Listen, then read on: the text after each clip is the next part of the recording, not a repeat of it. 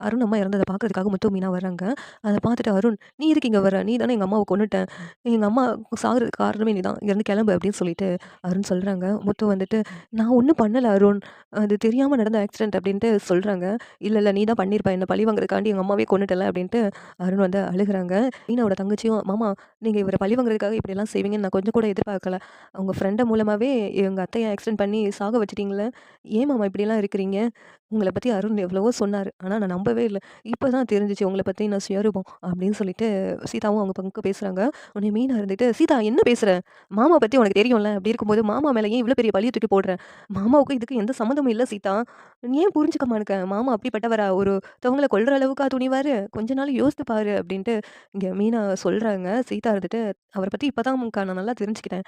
அவரு அருண பழி வாங்குறதுக்காக எந்த எல்லைக்கும் போவாருன்னு சொல்லிட்டு, தயவு செஞ்சு கிளம்புறீங்களா?" அப்படின்னு சொல்லிட்டு சீதா வந்து முத்து, மீனாவையும் அங்கருந்து அனுப்பிடுறாங்க. இங்க முத்துவும், மீனாவும் வீட்டுக்கு வந்துட்டு அழுதுகிட்டே இருக்கிறாங்க.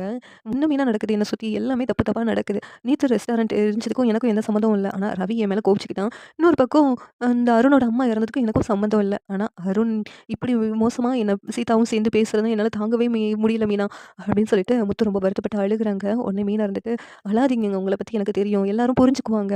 நீங்க ரொம்ப வருத்தப்படாதீங்க" அப்படின்னு சொல்லிட்டு இங்க மீனா வந்து ஆறுதல் சொல்றாங்க. இந்த சீரியல் எப்படி இருந்தா நல்லாயிருக்கும் நீங்க நினைக்கிறீங்கன்னு கமெண்ட் பண்ணுங்க. இந்த வீடியோ பிடிச்சிருந்தா லைக் பண்ணுங்க, ஷேர் பண்ணுங்க, சப்ஸ்கிரைப் பண்ணுங்க. Thank you.